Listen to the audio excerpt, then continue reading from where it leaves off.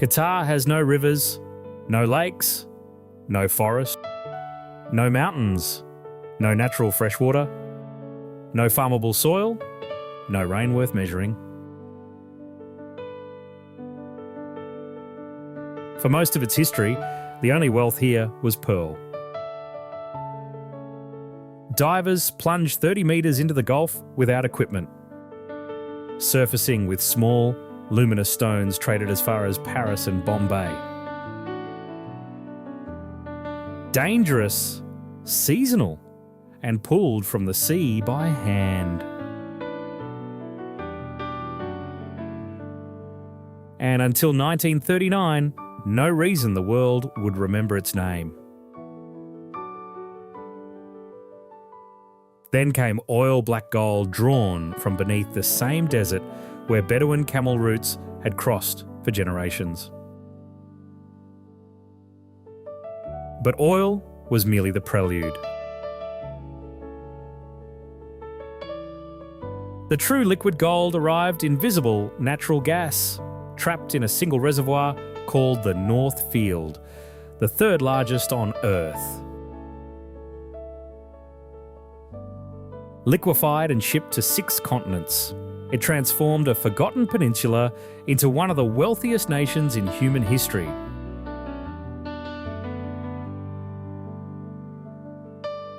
Pearl divers became gas exporters. Fishing villages became financial districts. A country smaller than Connecticut built a skyline that rivals Manhattan.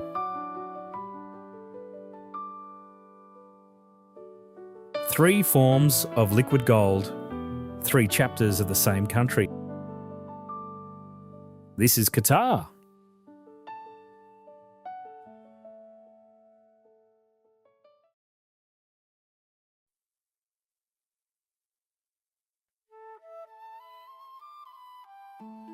From the air, the Qatar Peninsula appears as a single, sun-bleached brushstroke against the Persian Gulf. 11,000 square kilometres of flat gravel desert, barely rising above sea level, baking under a sky that offers no shade and no apology.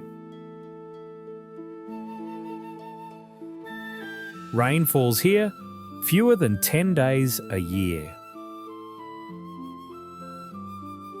What little moisture arrives evaporates before it can gather, leaving a landscape so dry that even the stones look thirsty. At its northwestern edge stands Al Zabara Fort, a squat garrison built in 1938 to guard a coastline fought over for centuries. Its crenellated walls and corner towers rise from the desert floor like something the land itself pushed upward. Today, camels wander past its walls unbothered by the silence. The fort guards nothing now but memory and a UNESCO inscription that arrived long after the world it protected had vanished.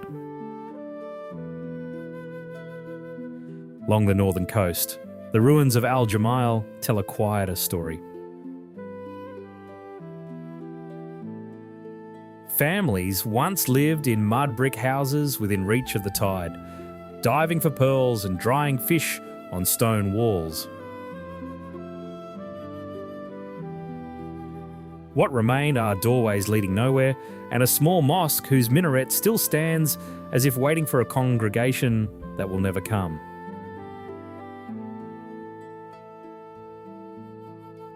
The coastline beyond it is empty.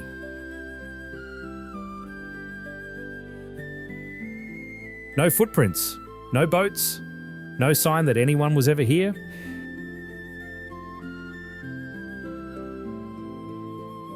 Inland, the desert belongs to the camel. For generations, Bedouin families moved with their herds across gravel plains where summer temperatures climb past 50 degrees, following routes that existed long before borders did.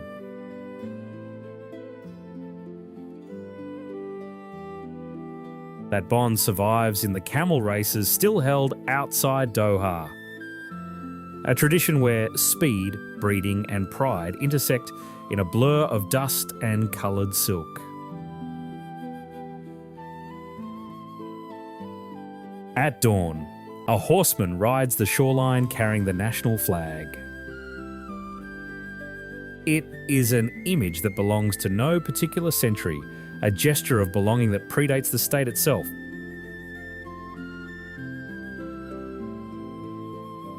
But before oil, before gas, it was the sea that kept Qatar alive.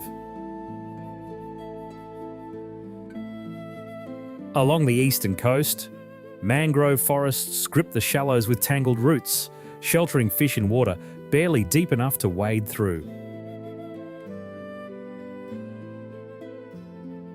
Wooden dhows launched from harbours like Al Khor, carrying divers who plunge 30 metres without equipment, surfacing with pearls traded as far as Bombay and Paris.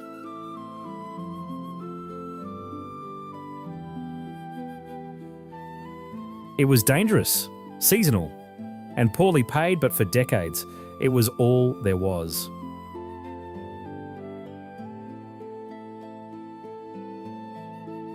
The sun still rises the same way over the Gulf.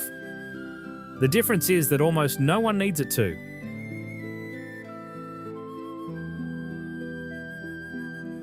Once the sun drops, the desert reclaims the road.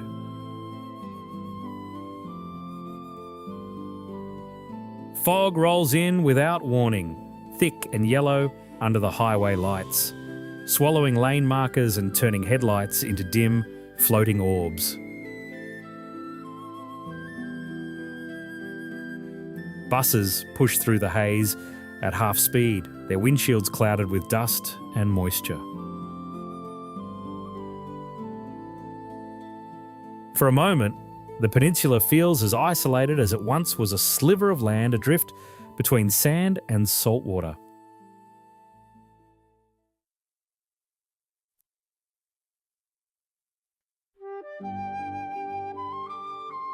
If the desert shaped Qatar's character, the souk shaped its soul.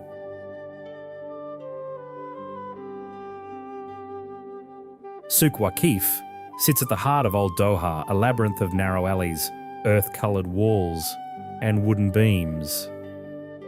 That has traded goods on this spot for over a century.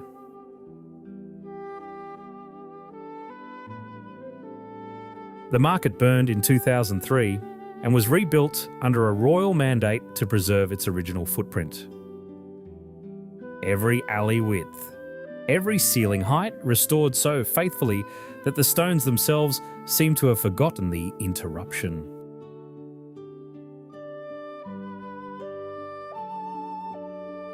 Men in white thobes walk past bird cages and hanging lamps, their pace unhurried, as though time here runs on a different clock.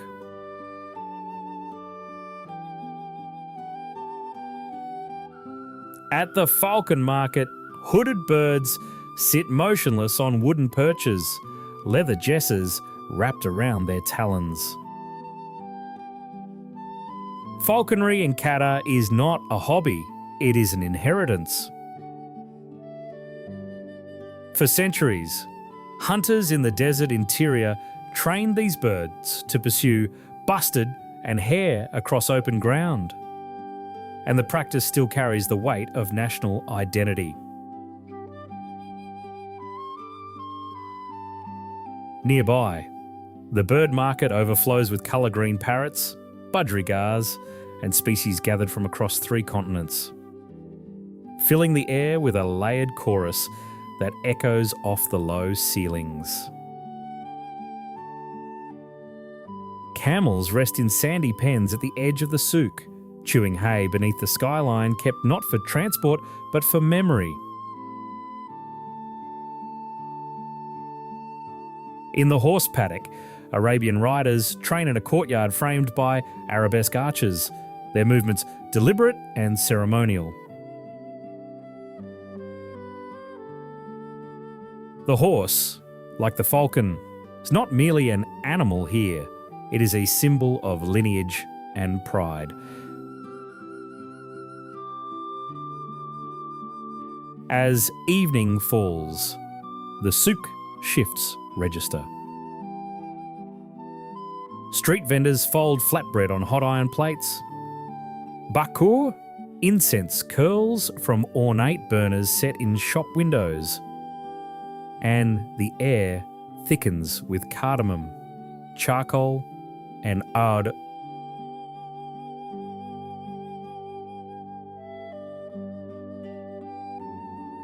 Through the open-work doors of a nearby mosque, the glass towers of West Bay shimmer in the distance. A reminder that Old Doha and New Doha are separated by barely a kilometre, and by something far larger than distance.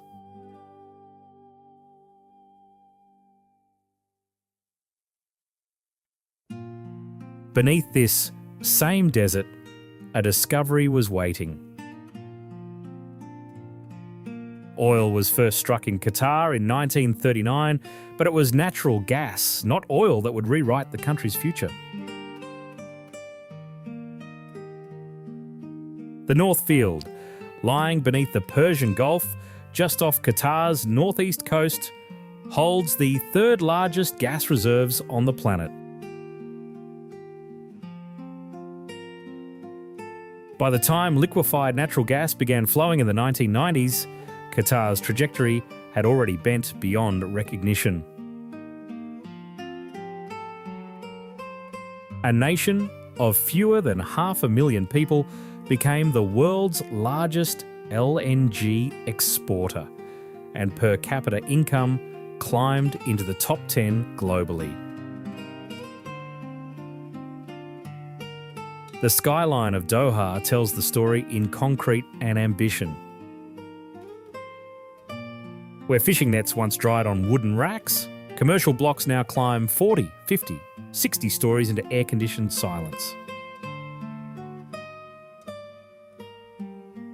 The scale is disorienting a skyline that belongs to a city 10 times this size, built by a population smaller than most European towns.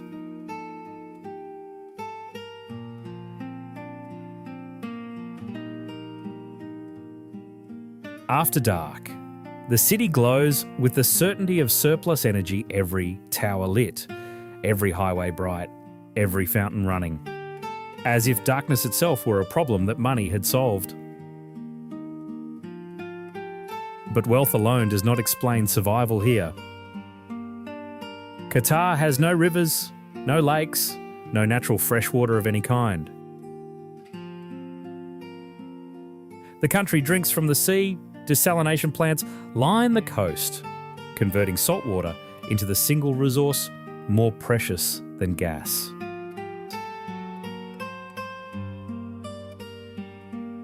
Farms have been carved from gravel. Roads stretch to horizons that held nothing a generation ago. And the workforce that built it all, roughly 85% of the population, came from somewhere else entirely.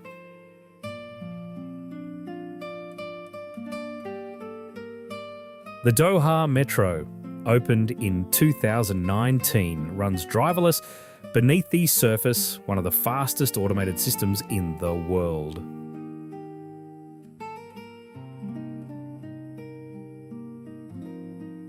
Its stations are air-conditioned caverns of polished stone and curved glass, designed less for efficiency than for the impression that the future has already arrived.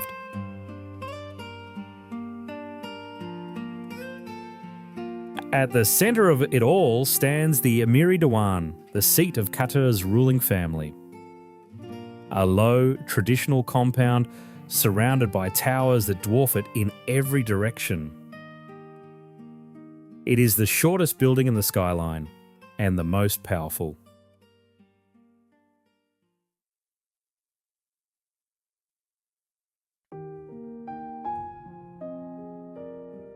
Among the glass towers, a spiral minaret rises with quiet authority. The Sheikh Abdullah bin Zayed Al Mahmoud Islamic Cultural Centre stands at the edge of Old Doha. its coiled tower catching the first light of dawn, while the skyscrapers behind it still sleep in shadow.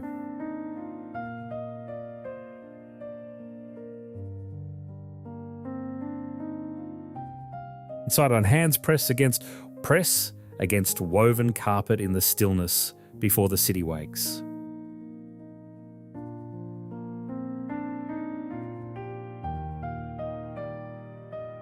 Outside, a woman in a dark abaya walks through a narrow alley framed by ornate arches, a pigeon resting on the ledge above her. Faith in Qatar does not compete with modernity, it simply predates it and continues without asking permission. The Corniche stretches 7 kilometres along Doha's waterfront, a curved promenade where the desert meets the sea and the city pauses to breathe. Joggers pass fishermen.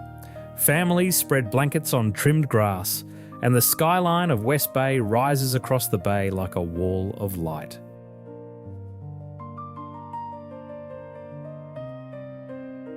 It is one of the few places in Doha where the pace slows. Pigeons scatter near a man in a white thobe reading on a bench. The water barely moves. For a city built at such speed, the Corniche feels almost like an apology. A strip of stillness offered back to the Gulf. Wooden dhows still moor along the harbour wall, their painted hulls rocking gently against a backdrop of steel and glass. The boats that once defined Qatar's economy now carry tourists and sunset tours. But their silhouette against the skyline remains one of Doha's most striking contrasts.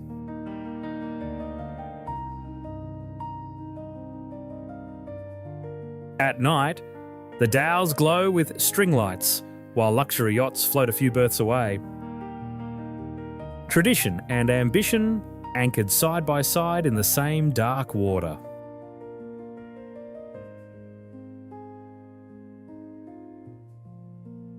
Near the harbour entrance stands the Pearl Monument, a giant oyster shell fountain that pays tribute to the industry that sustained Qatar before gas ever flowed. When Japanese cultured pearls flooded the market in the 1930s, Qatar's divers lost their livelihood almost overnight. The monument remembers what came before the collapse, men diving into this same water, returning with something small and luminous.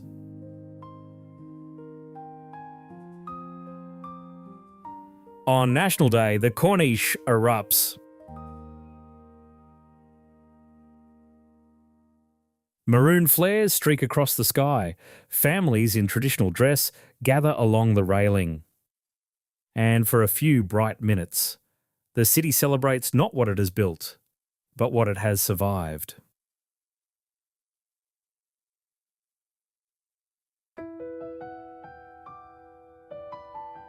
Most countries build museums to preserve their past. Qatar built one to announce its future. The Museum of Islamic Art sits on its own artificial island at the edge of Doha's harbour. A fortress of limestone and geometry designed by I.M.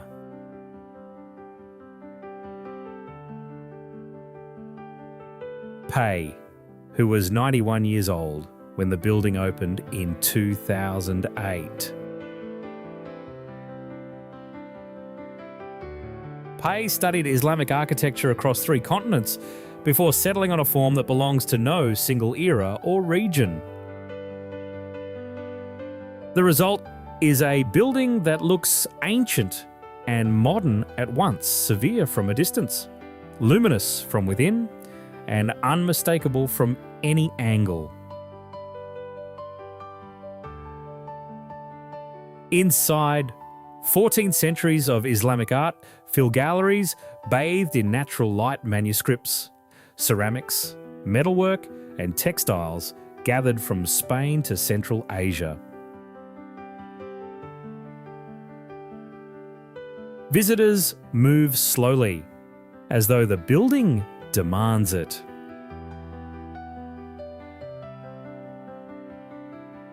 Across the city, the National Museum of Qatar takes a different approach entirely. Designed by Jean Nouvel, the structure resembles a desert rose. Interlocking discs of steel and concrete that curve and overlap like a mineral formation pulled from the earth. It tells the story of Qatar itself, from Bedouin camps to gas fields, in a sequence of immersive rooms that feel more like cinema than exhibition. At Qatar Cultural Village, the ambition turns communal. Traditional archways lead to amphitheatres, galleries, and a public beach on the Gulf. The pigeon towers, adobe structures, modelled on traditional birdhouses, stand like sentinels from another age, their perches still occupied.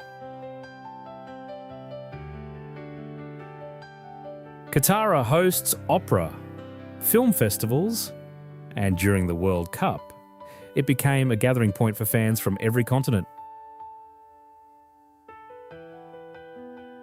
It is Qatar's clearest statement that culture is not decoration, it is infrastructure. The Imam Abdul Wahab Mosque, the largest in the country, anchors a different kind of cultural investment. Its domes and minarets spread across a campus of white marble and geometric tilework, capable of holding tens of thousands of worshippers at once. Nearby the Dullah Monument, a giant golden coffee pot stands illuminated against the night sky. In Arab culture, the Dullah represents hospitality, generosity, and welcome. Qatar has placed it at the centre of its skyline as if to say the door is open and the coffee is already poured.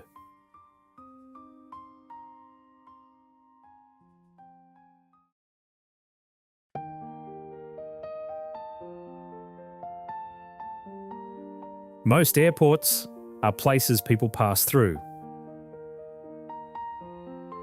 Hamad International Airport was built to make them stop. Ranked repeatedly among the best in the world, it serves as the operational hub of Qatar Airways and connects 6 continents through a single terminal that handles over 40 million passengers a year.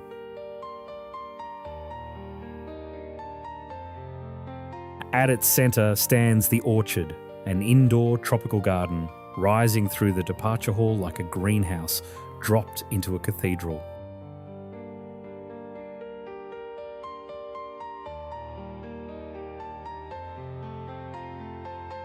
Water cascades over stone walls, over 300 trees filter the artificial light, and travellers pause between gates to sit among plants that have no business growing in a desert. Nearby, a 23-foot yellow teddy bear slouches beneath a desk lamp. The Lamp Bear, a sculpture by Swiss artist Urs Fischer. It is absurd, playful, and impossible to ignore.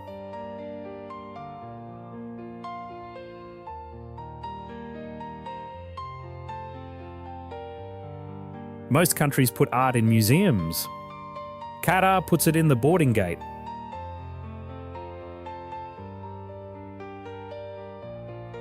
Automated people movers glide silently through polished corridors. Escalators rise through atriums of wood and curved glass. The design is seamless, frictionless, engineered to make transit feel less like waiting and more like arrival. For many visitors, this terminal is their first and only impression of Qatar, and the country has invested accordingly.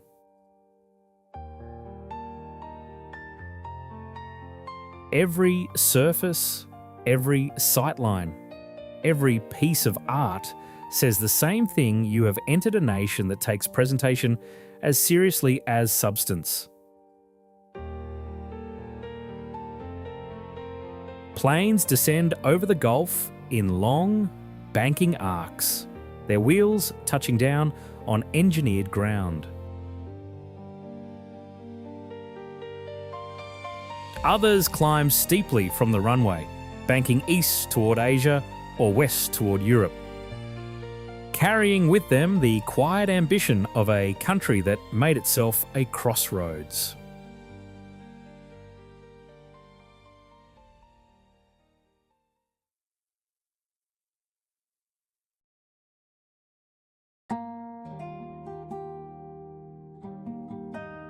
The Pearl Qatar is a city built on water that did not exist. An artificial island spanning 4 million square metres. It was dredged from the seabed and shaped into a chain of marinas, canals, and residential towers that house over 40,000 people.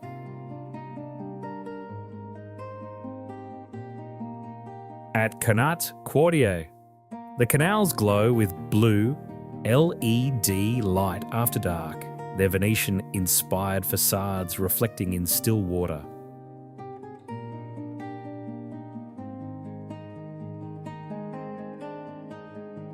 Yachts line the harbour wall. The effect is surreal. A Mediterranean fantasy reconstructed on the edge of the Arabian desert.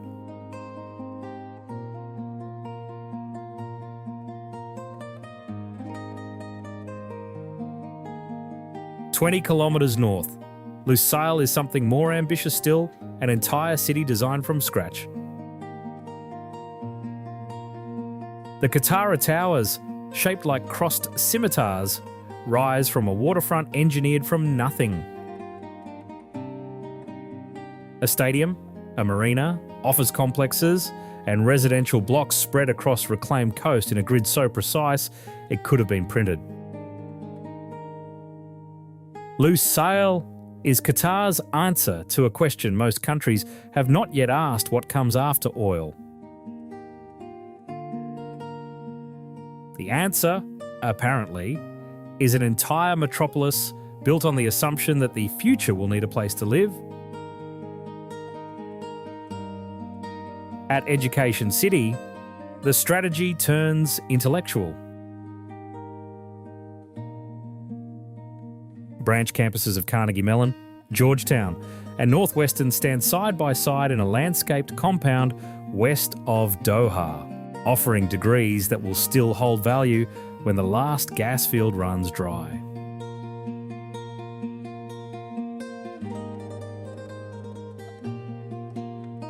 It is perhaps the most telling investment Qatar has made, not in glass or steel, but in the generation that will inherit what glass and steel cannot provide.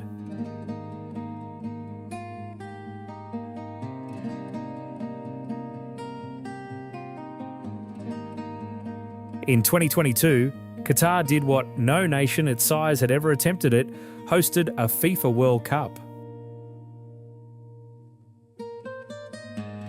8 stadiums were planted across the peninsula in under a decade. Among them Al Bayt, shaped like a Bedouin tent, and Lusail, where the final was played before nearly 90,000 spectators. The tournament was a gamble on a national scale. Critics questioned the climate, the infrastructure, the logic of staging the world's largest sporting event in a peninsula the size of a county. Qatar answered with air-conditioned arenas, a new metro system, and a level of organisation that silenced most doubts within the first week.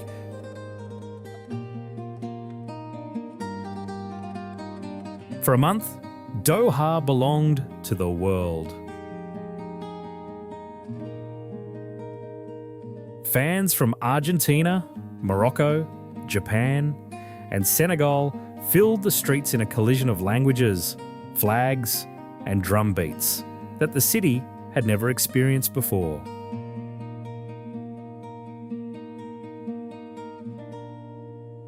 Drone shows painted the sky above the Corniche. Fireworks erupted over the harbour after every knockout round. And when it was over, Qatar had proven something no amount of gas revenue could buy. That a nation of 300,000 citizens could hold the attention of 4 billion viewers and hold it well.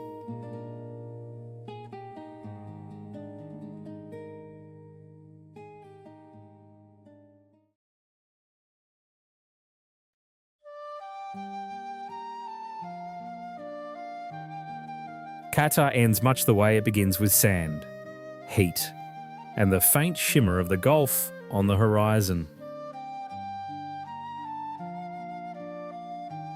The towers of West Bay still catch the last light. The dhows still rock in the harbour.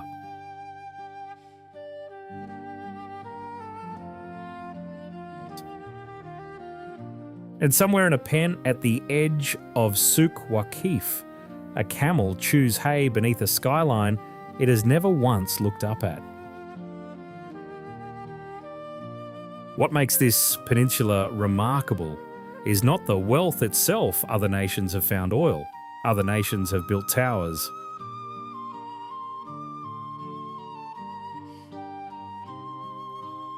What makes Qatar singular is the compression. The sheer audacity of doing in 2 generations what most civilizations attempt over centuries, and doing it on a sliver of land that geography seemed to have forgotten. Whether the ambition outlasts the gas is a question only time will answer.